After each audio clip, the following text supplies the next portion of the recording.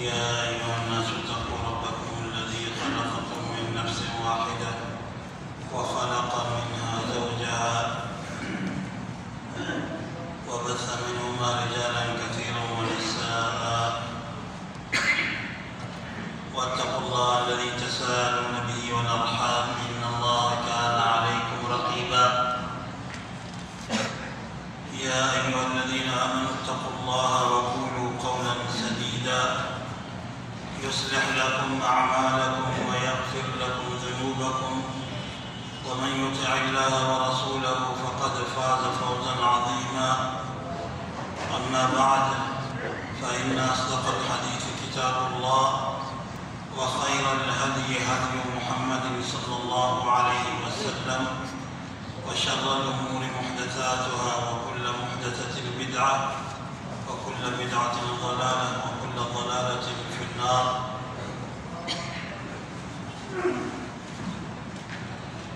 میرے عزیز ساتھیوں، آج کے پروگرام کا عنوان ہے رمضان سے پہلے دل کو صاف کرنا. رمضان آنے سے پہلے دل کو تمام برے اخلاق سے صاف کرنا، کیونکہ رمضان اس لیے آتا ہے کہ ہم اللہ سے ڈرنے والے متقی بنے، اور متقی کا معنی ہے کہ دل اس کا صاف ہو، کسی سے اس دل میں شکایت نہ ہو، کسی سے اس دل میں بغض نہ ہو، کسی سے اس دل میں عداوت نہ ہو. کئی رمضان ہم گزار چکے ہیں، لیکن اس پہلو کی طرف بہت کم لوگ توجہ دیتے ہیں. حالانکہ مسلمان ہمیشہ اپنے دل کو صاف رکھے. اگر اس میں یہ برے اخلاق ہے تو رمضان ایک موقع ہے، اور رمضان آنے سے پہلے اپنے دل کا جائزہ لے لیں اور اپنے دل سے اس پریشانی کو اور اس تنگی کو اور اس لوگوں سے نفرت کو باہر نکال کے پھینک دیں. اس لیے حدیث میں آتا ہے عن ابی ہریرہ رضی اللہ عنہ قال قال رسول اللہ صلی اللہ علیہ وسلم لا تحاسدوا. اللہ کے رسول صلی اللہ علیہ وسلم نے فرمایا ہے کہ ایک دوسرے سے حسد نہ کرو. اب ہم کل کے بعد رمضان کو استقبال کر رہے ہیں. ہم میں سے کتنے بندے ایسے ہیں روزہ رکھتے ہیں لیکن حسد سے بھرے ہوئے ہیں؟ اس طرف ہمیں توجہ دینے کی ضرورت ہے کہ کسی سے حسد نہ کرے، چاہے رمضان کے استقبال ہو، چاہے ہم مسجد جا کر کے نماز میں شرکت کرے، چاہے ہم کسی بھی عمل کو کرے، اس سے پہلے اپنے دل کو صاف کرے، کسی انسان سے حسد نہ کرے. اللہ کے رسول صلی اللہ علیہ وسلم نے ارشاد فرما چکا ہے لا تحاسدوا، ایک دوسرے سے حسد نہ کرو، کیونکہ شرک کے بعد بڑی مصیبت کیا ہے؟ وہ حسد ہے. اس حسد کی وجہ سے لوگ رمضان میں، اس حسد کی وجہ سے لوگ ایک دوسرے کو قبول نہیں کرتے، اور اس حسد کی صورت میں لوگ رمضان میں داخل ہوتے ہیں، ادھر سے روزہ رکھ رہے ہیں، ادھر سے دل حسد سے بھرا ہوا ہے. جب حسد سے دل بھرا ہوا ہو تو انسان پھر کسی کو قبول نہیں کرتا ہے۔ کئی جو بھی جس سے ناحق جھگڑتا ہے تو حسد کی وجہ سے اس سے جھگڑتا ہے۔ تو ابھی رمضان آنے سے پہلے آج ہی سے اس نشست سے ہم اپنے آپ کا جائزہ لے لیں، کتنے لوگوں سے حسد کرتے ہیں۔ ہم یحسدون الناس علی ما آتاهم اللہ من فضل، لوگوں سے حسد کرتے ہیں۔ یہ لوگ حسد کرنے والے ہیں جن کو اللہ نے اپنے فضل سے نوازا ہے۔ گویا کہ حاسد جو لوگوں سے حسد کرتا ہے، کسی کی گاڑی کو دے کر حسد کرتا ہے، کسی کے گھر کو دے کر کے حسد کرتا ہے، اور کسی کے مال کو دے کر کے حسد کرتا ہے، کسی کے پاس کوئی نعمت دے کر کے حسد کرتا ہے۔ اللہ تعالیٰ نے کسی کو کسی بھی وجہ سے ایک انعام سے نوازا ہے تو کسی انسان کو یہ جائز نہیں ہے کہ اسے حسد کرے۔ تو یہ تذکیر ہے کہ ہم حسد دل کے ساتھ، حاسد دل کے ساتھ رمضان کا استقبال نہ کریں، بلکہ ایک صاف دل کے ساتھ رمضان کا استقبال کریں۔ حاسد اللہ کی تقسیم پر اعتراض کر رہا ہے، کہیں پر بھی کوئی تنقید کرنے والا ہے وہ حسد کی وجہ سے تنقید کرتا ہے، کہیں پر کوئی گالی بکنے والا ہے وہ حسد کی وجہ سے گالی بکتا ہے، کہیں پر کوئی کسی کو ایذا دے رہا ہے وہ حسد کی وجہ سے ایذا دے رہا ہے، کہیں کوئی کسی کو ظلم کر رہا ہے تو وہ حسد کی وجہ سے اسے ظلم کر رہا ہے، کہیں پر کوئی کسی کے حق کو کھا رہا ہے وہ حسد کی وجہ سے۔ اس طرف ہمیں توجہ دینے کی ضرورت ہے۔ تو اللہ کے رسول صلی اللہ علیہ وسلم نے فرمایا کہ ایک دوسرے سے حسد نہ کرو، ولا تناجشوا، اور خرید فروخت میں ایک دوسرے کو دھوکہ نہ دو۔ آج ہمارے اندر حسد بھی ہے، اور آج ہمارے اندر خرید و فروخت میں ایک دوسرے کو دھوکے کے سوا کچھ نہیں ہے۔ لوگ مجھ سے تذکرہ کرتے ہیں کہ ایک ریال میں لوگ چائے بیچنے والے اب کپ کو چھوٹے کر چکے ہیں، حالانکہ ایک ریال کے لیے ایک کپ بھر کر کے دینا یہ تو کافی ہے، اس کپ کو چھوٹے کر کے اور اس کو بھی چھوٹے کپ کو بھی بھر کر کے نہ دینا، یہ ہے خرید و فروخت میں دھوکہ کرنا، ادھر سے لے لینا، مکمل لینا اور تھوڑے دینا۔ اور اسی طرح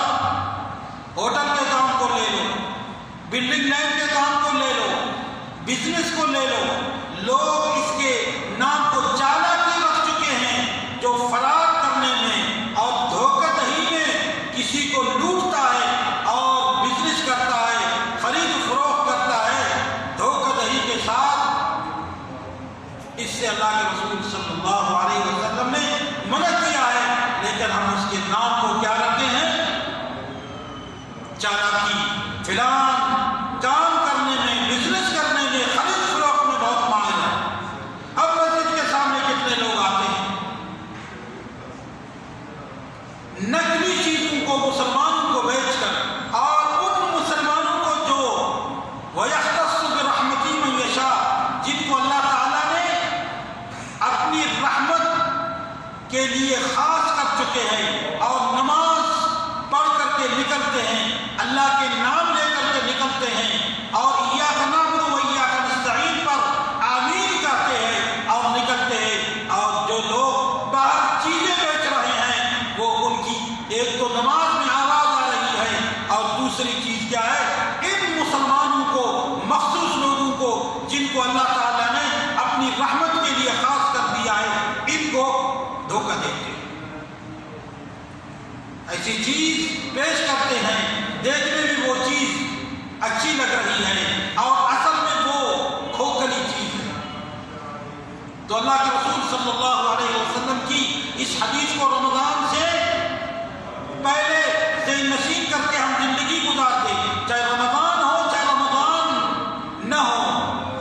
ایک مسلمان کے لیے زندگی گزارنے کے لیے یہ حدیث، اس حدیث کو مد نظر رکھ کر کے وہ زندگی گزار دے۔ اللہ کے رسول صلی اللہ علیہ وسلم نے یہاں تک فرمایا من غشنا فلیس منا، جس نے ہمیں دھوکہ دیا وہ ہم میں سے نہیں ہے، چاہے خرید و فروخت میں دھوکہ ہو، چاہے معاملات میں دھوکہ ہو، چاہے باتوں میں دھوکہ ہو، چاہے کام میں دھوکہ ہو، چاہے کسی صورت میں دھوکہ ہو۔ تو میرے بھائیوں، رمضان ہمارے لیے ایک موقع ہے دل صاف کرنے کے لیے، اور اس طرف ہمیں توجہ دینے کی ضرورت ہے کہ ہم اپنے روزوں کو بہتر بنائیں اور ان اوصاف سیئہ سے ہم نکل جائیں۔ ولا تناجشوا، خرید و فروخت میں ایک دوسرے کو رسول اللہ نے فرمایا دھوکہ نہ دو۔ دو باتیں ہوگی، ایک یہ ہے کہ حسد نہ کرو، اور خرید فروخت میں کون دھوکہ دیتا ہے؟ حاسد دھوکہ دیتا ہے۔ جو حسد کرنے والا نہیں ہے وہ دھوکہ نہیں دیتا۔ اب یہ ایک دوسرے سے یہ جملے ملتے جائیں گے، جو حسد کرنے والا ہوگا وہ خرید فروخت میں دھوکہ دے گا، جو حسد کرنے والا نہیں ہوگا، اللہ سے ڈرنے والا ہوگا، وہ خرید فروخت میں دھوکہ نہیں دے گا، اور وہ اس حدیث کی مصداق نہیں بنے گا جس میں رسول اللہ نے فرمایا من غشنا فلیس منا۔ تو حاسد ہی سب کچھ کرتا ہے، حاسد دوسروں کے مال کو دے کر، دوسروں کے پاس نعمت کو دے کر، اور دوسروں کے پاس چیزوں کو دے کر، اور دوسروں کی صحت کو دے کر، اور دوسروں کی عزت کو دے کر، جن کو اللہ تعالیٰ نے مالا مال کر دیا ہے، اور یہ حاسد اپنی حسد کی وجہ سے اللہ کی رحمتوں سے محروم ہے اور پھر حسد کرتا ہے۔ تو حاسد کو کچھ حاصل ہوتا نہیں ہے، اور اپنے دل کو جلانے کے سوا اللہ کے رسول صلی اللہ علیہ وسلم احکامات جاری کیے ہیں، وہ رب العالمین کی طرف سے ہیں، اور معمولی بات نہیں ہے کہ ہم ان حدیث کو اور ان جملوں کو سن کر کے اور مسجد سے نکل کر اور ان کو اپنی زندگی کا حصہ نہ بنائیں۔ یہ کیا ہے؟ عمل کرنے کے لیے۔ تو اللہ کے رسول صلی اللہ علیہ وسلم نے فرمایا ولا تناجشوا، ایک دوسرے کو خرید و فروخت میں دھوکہ نہ دو۔ اور تیسری بات یہ ہے، رسول اللہ صلی اللہ علیہ وسلم نے فرمایا ولا تدابروا، ایک دوسرے سے بھائی کاٹ مت کرو۔ لوگ ایک دوسرے سے آج بات نہیں کرتے ہیں، بھائی کاٹ میں وہ سال ہو چکے ہیں، مجھے سال ہو گیا مجھے، میں فلاں سے بات نہیں کرتا ہوں، اور میں تو چہرہ دیکھنا نہیں چاہتا ہوں، اور وہی روزہ رکھتا ہے، وہی تہجد پڑھتا ہے، وہی تراویح کی نماز میں شرکت کرتا ہے، وہی آمین آمین امام کے ساتھ کرتا ہے، وہی جمعے کے دن اور مسجد میں آ کر کے سورہ کہف کی تلاوت کرتا ہے، اس طرف توجہ نہیں دیتا۔ ولا تدابروا، لوگوں سے وہ بھائی کاٹ کر چکا ہے، لوگوں کو دیکھتا نہیں ہے، سلام کرتا نہیں ہے، لوگوں سے دل کو صاف نہیں کرتا ہے، معاملات میں وہ لوگوں سے بہتر اسلوب سے پیش نہیں آتا ہے، حتیٰ کہ اپنے والدین سے بھی لوگ ایسے ہی بھائی کاٹ کر چکے ہیں، ان سے بات نہیں کر رہے ہیں، بھائی بہنوں سے بات نہیں کر رہے ہیں، رشتہ داروں سے بات نہیں کر رہے ہیں، جبکہ رسول اللہ نے فرمایا ہے ولا تدابروا، ایک دوسرے سے منہ مت پھیرو، بھائی کاٹ نہ کرو، ایک دوسرے کو دل پر لگاؤ، اور ایک دوسرے سے ہاتھ ملاؤ، ایک دوسرے کی زیارت کرو، ایک دوسرے ایک دوسرے سے تعاون کرو۔ اور ہم اس کے کیا کرتے ہیں؟ برعکس کام کرتے ہیں کہ میری عزت گھٹ ہو جائے گی، میں اس کے چہرے کو نہیں دیکھنا چاہتا ہوں، ہاں اس نے مجھ سے یہ کام کروا دیا ہے، اس نے مجھے یہ کہا ہے، اور اس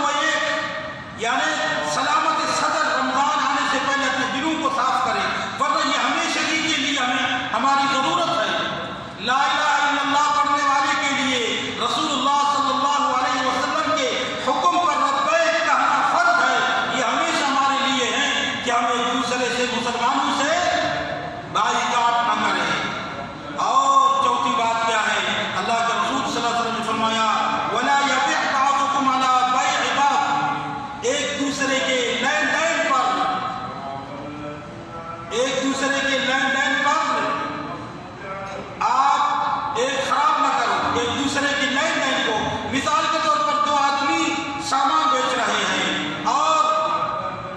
ان کے مابین آ کر کے آپ بات طے ہو رہی ہے، لیکن ایک آ کر کے اور کچھ بول دیتا ہے اور ذرا قیمت کو بڑھا دیتا ہے، اور یا کوئی فروخت کر رہا ہے یا کوئی خرید رہا ہے، یعنی ان کے مابین بات ہو رہی ہے اور وہ ایک دوسرے سے مل رہے ہیں، ایک دوسرے سے خرید رہے ہیں اور ایک دوسرے کو فائدہ دے رہے ہوتے ہیں، اور تیسرا شخص آ کر کے اس کی قیمت میں یا اس کو کچھ کہتا ہے یا اشارہ کرتا ہے، کیا کرتا ہے، ایک دوسرے کے بے خرید فروخت پر اللہ کے رسول صلی اللہ علیہ وسلم نے فرمایا آپ لوگ خرید فروخت نہ کرو، بے نہ کرو۔ جیسے قافلہ ہو، مارکیٹ میں آ رہے ہو تو قافلہ کے سامنے مارکیٹ آنے سے پہلے جا کر کے اس کو روک لینا اور وہیں پر مارکیٹ آنے سے پہلے ان کو وہیں پہ پیسہ دے کر کے سامان خرید لینا، اس طرح نہیں ہے، بلکہ اس قافلہ کو سامان کو مارکیٹ کے اندر آنے کی اجازت دینے کی ضرورت ہے۔ تو عموماً یہ ہے کہ اللہ کے رسول صلی اللہ علیہ وسلم نے فرمایا ایک دوسرے کی تجارت، بزنس میں، معاملات میں آپ ٹانگ مت اڑاؤ، ان کو چھوڑ دو۔ اور پانچویں بات یہ ہے، رسول اللہ صلی اللہ علیہ وسلم نے فرمایا وَكُونُوا عِبَادَ اللَّهِ إِخْوَانًا، اللہ کے لیے بھائی بن جاؤ، اللہ کے لیے بھائی بن جاؤ۔ میرے بھائیوں، رمضان آنے سے پہلے تمام مسلمانوں کے ساتھ آپ بھائی بنیں، اپنے دل کو صاف کریں۔ ہر کوئی انسان مسلمان کا بھائی نہیں بن سکتا ہے جس کے دل میں کچھ بغض ہے، جس کے دل میں عداوت ہے، جس کے دل میں کینہ ہے، جس کے دل میں نفرتیں ہیں، جبکہ رسول اللہ صلی اللہ علیہ وسلم نے فرمایا ایک تمام اللہ کے لیے بھائی بن جاؤ، جتنے مسلمان ہیں آپس میں بھائی بن جائے، جبکہ اللہ نے ہمیں بھائی بنا دیا ہے۔ انما المؤمنون اخوہ، تمام مسلمان آپس میں بھائی بھائی ہیں۔ تو اللہ کے رسول نے فرمایا وَكُونُوا عِبَادَ اللَّهِ إِخْوَانًا، اللہ کے بندو ایک دوسرے کے بھائی بھائی بن جاؤ۔ بھائی اپنے بھائی سے حسد نہیں کرتا، بھائی اپنے بھائی کو دھوکہ نہیں دیتا، بھائی اپنے بھائی سے بھائی کاٹ نہیں کرتا، بھائی اپنے بھائی کی تجارت پر ٹانگ نہیں اڑاتا، اور بھائی کا بھائی ہو جاتا۔ تو رسول اللہ نے فرمایا اللہ کے لیے بھائی بن جاؤ۔ اور پھر رسول اللہ صلی اللہ علیہ وسلم فرمایا المسلم مسلمان کلمہ کو کا بھائی ہے، چاہے کہیں کا بھی کوئی ہو، مسلمان ہے، کلمہ کو ہے، آپ کے بھائی۔ اور اس کے بعد ذرا اور بھی تفصیل سے سمجھا رہے ہیں رسول اللہ صلی اللہ علیہ وسلم، اور بھی تفصیل سے فرمایا کونوا عباد اللہ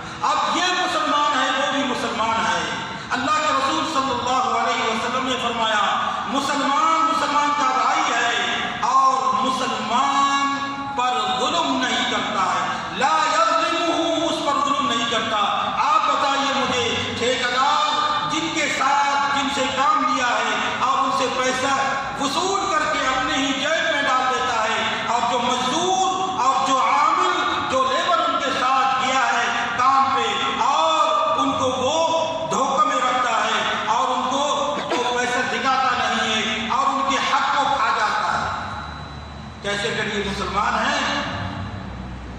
تو فرمایا مسلمان پر ظلم نہیں کرتا ہے اور مسلمان دوسرے مسلمان کو بے یار مددگار نہیں چھوڑتا۔ اب یہ سیلری نہ دینے والے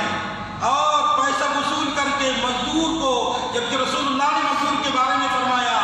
مزدور کے پسینہ خشک ہونے سے پہلے اس کی مزدوری دے دو،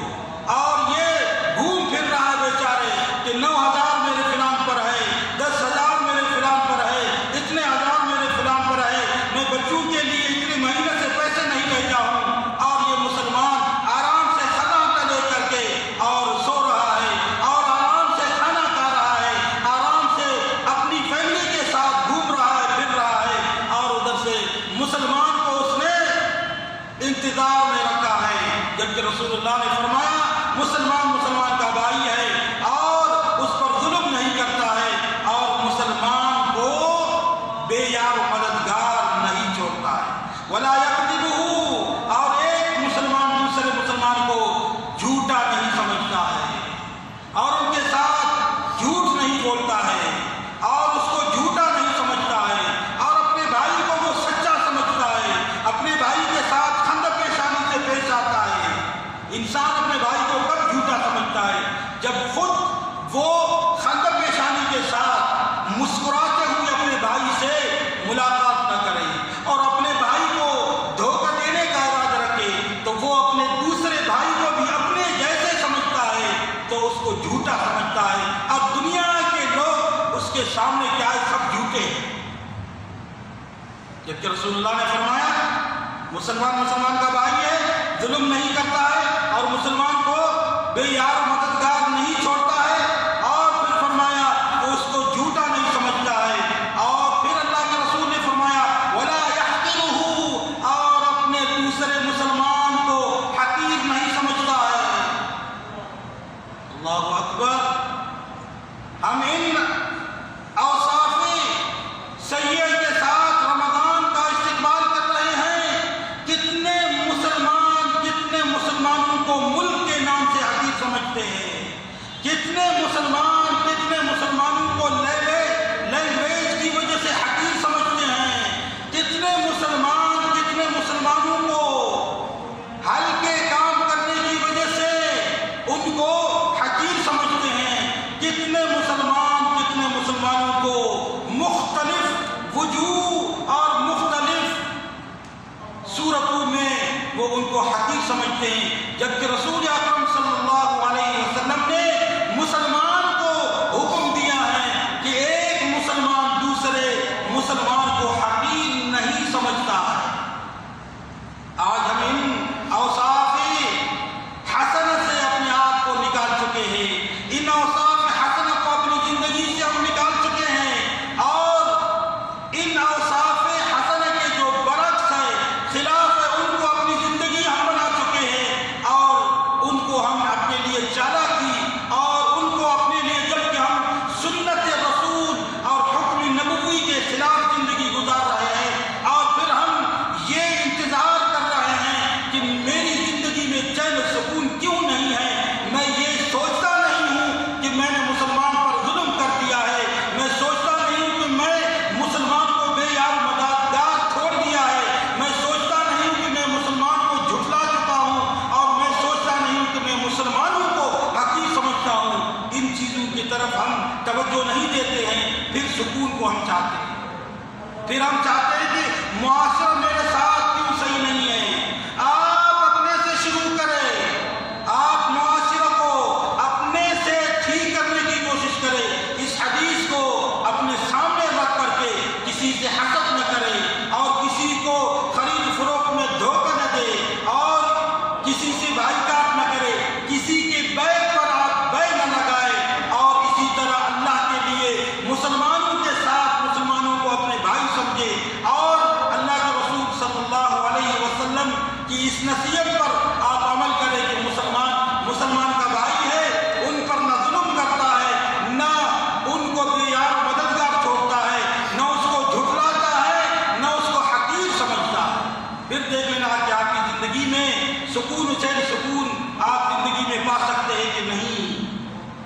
اور اللہ کے رسول صلی اللہ علیہ وسلم نے فرمایا التقوی ها هنا، رسول اللہ نے فرمایا تقوی ادھر ہے، اللہ سے ڈر ادھر ہے، اور 3 بار رسول اکرم صلی اللہ علیہ وسلم نے یہ اوصاف حسنہ کو ذکر کرنے کے بعد، بیان کرنے کے بعد 3 بار اپنے سینہ مبارک کی طرف اشارہ کیے، فرمایا تقوی ها هنا۔